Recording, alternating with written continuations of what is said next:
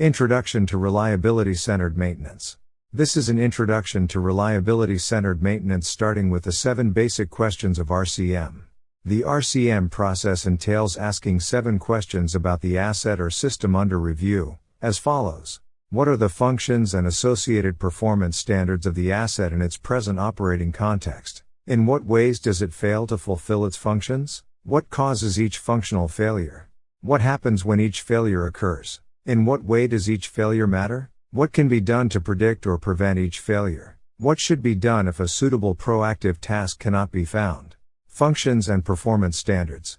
Before it is possible to apply a process used to determine what must be done to ensure that any physical asset continues to do whatever its users want it to do, in its present operating context, we need to do 2 things. Determine what its users want it to do, and ensure that it is capable of performing to that level.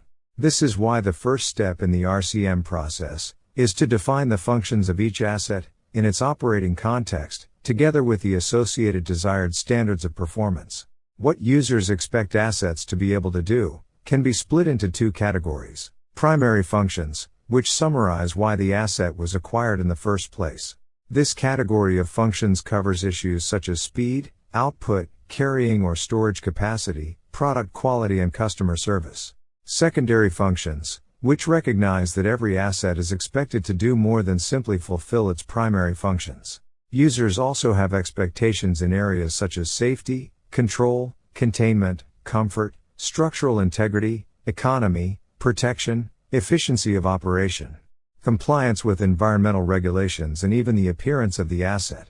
The users of the assets are usually in the best position to know what contribution each asset makes to the physical and financial well-being of the organization. So it is essential that they are involved in the RCM process from the outset. Done properly, this step alone usually takes up about 1/3 of the time required to perform a RCM analysis. It also usually causes the team doing the analysis to learn a remarkable amount about how the equipment actually works. Functional failures. The objectives of maintenance are defined by the functions and associated performance expectations of the asset being evaluated. But how does maintenance achieve these objectives? The only occurrence which is likely to stop any asset performing to the standard required by its users is some kind of failure. This suggests that maintenance achieves its objectives by adopting a suitable approach to the management of failure. However, before we can apply a suitable blend of failure management tools, we need to identify what failures can occur. The RCM process does this at 2 levels. First, by identifying what circumstances amount to a failed state. Second, by asking what events can cause the asset to go into a failed state.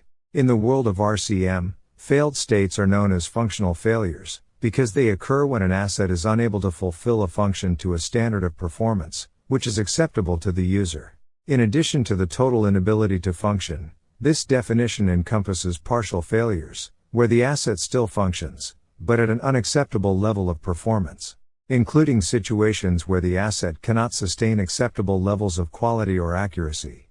Clearly, these can only be identified after the functions and performance standards of the asset have been defined. Failure modes. After functional failures have been identified, the next step is to try to identify all the events which are likely to cause each failed state. These events are known as failure modes. Reasonably likely failure modes include those which have occurred on the same or similar equipment operating in the same context. Failures which are currently being prevented by existing maintenance regimes, and failures which have not happened yet, but which are considered to be real possibilities in the context in question. Most traditional lists of failure modes incorporate failures caused by deterioration or normal wear and tear. However, the list should include failures caused by human errors, on the part of operators and maintainers, and design flaws so that all reasonably likely causes of equipment failure can be identified and dealt with appropriately. It is also important to identify the cause of each failure in enough detail to ensure that time and effort are not wasted trying to treat symptoms instead of causes. On the other hand, it is equally important to ensure that time is not wasted on the analysis itself by going into too much detail. Failure effects. The 4th step in the RCM process entails listing failure effects, which describes what happens when each failure mode occurs. These descriptions should include all the information needed to support the evaluation of the consequences of the failure, such as Is there any evidence that a failure has occurred? In what ways it poses a threat to safety or the environment? In what ways does it impact production or operations? What physical damage is caused by the failure? What can be done to address the failure? The process of identifying functions, functional failures, failure modes and failure effects, yields surprising and often very exciting opportunities for improving performance and safety, and also for eliminating waste. Failure consequences. A detailed analysis of an average industrial plant will discover between 3 and 10,000 possible failure modes. Each of these failures affects the organization in some way, but in each case, the effects are different. They may affect operations. They may also affect product quality, customer service, safety or the environment. They will all take time and cost money to repair. It is these consequences which most strongly influence the extent to which we try to prevent each failure. In other words, if a failure has serious consequences, we are likely to go to great lengths to try to avoid it. On the other hand, if it has little or no effect, then we may decide to do no routine maintenance beyond basic cleaning and lubrication. A great strength of RCM is that it recognizes that the consequences of failures are far more important than their technical characteristics. In fact, it recognizes that the only reason for doing any kind of proactive maintenance is not to avoid failures per se, but to avoid or at least to reduce the consequences of failure. The RCM process classifies these consequences into 4 groups. 1. Hidden failure consequences. Hidden failures have no direct impact, but they expose the organization to multiple failures with serious, often catastrophic, consequences. Most of these failures are associated with protective devices which are not fail-safe. 2. Safety and environmental consequences. A failure has safety consequences if it could hurt or kill someone. It has environmental consequences if it could lead to a breach of any corporate, regional, national or international environmental standard. 3. Operational consequences. A failure has operational consequences if it affects production, output, product quality, customer service or operating costs in addition to the direct cost of repair. 4.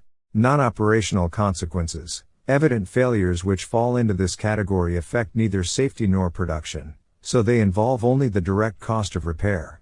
We will see later how the RCM process uses these categories as the basis of a strategic framework for maintenance decision-making.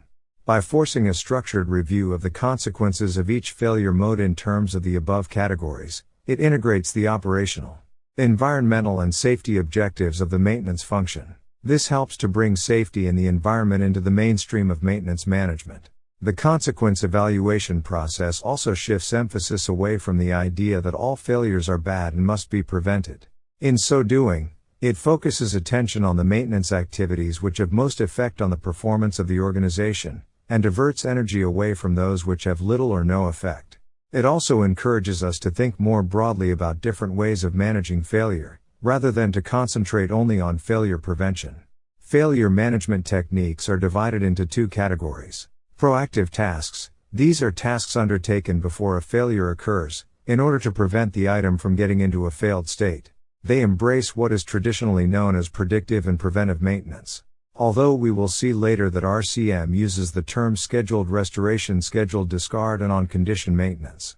Default actions. These deal with the failed state, and are chosen when it is not possible to identify an effective proactive task. Default actions include failure finding, redesign, and run to failure. RCM divides proactive tasks into 3 categories, as follows: scheduled restoration tasks, scheduled discard tasks, scheduled on-condition tasks.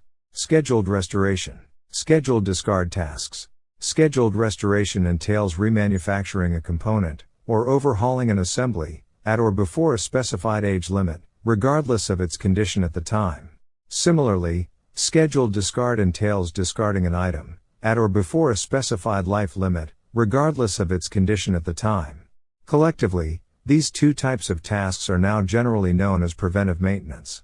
On-condition tasks, the continuing need to prevent certain types of failure, and the growing inability of classical techniques to do so, are behind the growth of new types of failure management.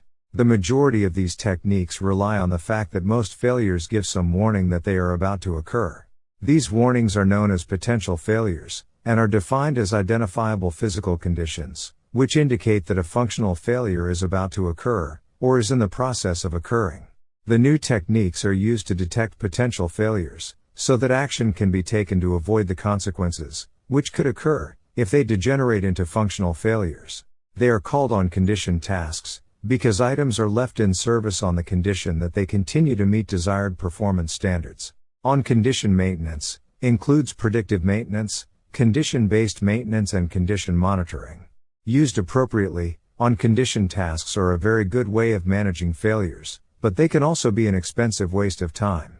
RCM enables decisions in this area to be made with particular confidence. Default actions. RCM recognizes three major categories of default actions, as follows. Failure finding. Failure finding tasks entail checking hidden functions periodically to determine whether they have failed, whereas condition-based tasks entail checking if something is failing. Redesign. Redesign entails making any one-off change to the built-in capability of a system. This includes modifications to the hardware and also covers once-off changes to procedures.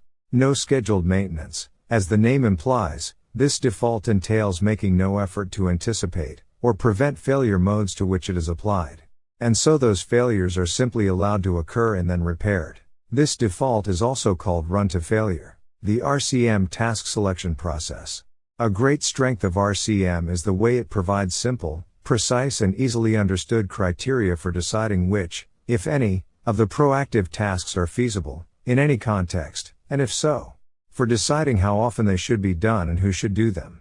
Whether or not a proactive task is technically feasible is governed by the technical characteristics of the task and of the failure which it is meant to prevent. Whether it is worth doing is governed by how well it deals with the consequences of the failure. If a proactive task cannot be found which is both technically feasible and worth doing, then suitable default action must be taken. The essence of the task selection process is as follows. For hidden failures, a proactive task is worth doing if it reduces the risk of the multiple failure associated with that function to an acceptably low level. If such a task cannot be found, then a scheduled failure finding task must be performed. If a suitable failure finding task cannot be found, then the secondary default decision is that the item may have to be redesigned, depending on the consequences of the multiple failure. For failures with safety or environmental consequences, a proactive task is only worth doing if it reduces the risk of that failure, on its own, to a very low level. If it does not eliminate it altogether. If a task cannot be found which reduces the risk of the failure to an acceptably low level, the item must be redesigned, or the process must be changed. If the failure has operational consequences, a proactive task is only worth doing if the total cost of doing it, over a period of time, is less than the cost of the operational consequences, and the cost of repair, over the same period. In other words, the task must be justified on economic grounds. If it is not justified, the initial default decision is no scheduled maintenance. If this occurs and the operational consequences are still unacceptable, then the secondary default decision is again, redesign. If a failure has non-operational consequences, a proactive task is only worth doing if the cost of the task, over a period of time, is less than the cost of repair over the same period. So these tasks must also be justified on economic grounds. If it is not justified, the initial default decision is again, no scheduled maintenance, and if the repair costs are too high, the secondary default decision is once again, redesign. This approach means that proactive tasks are only specified for failures, which really need them, which in turn leads to substantial reductions in routine workloads. This routine work also means that the remaining tasks are more likely to be done properly. This together with the elimination of counterproductive tasks leads to more effective maintenance.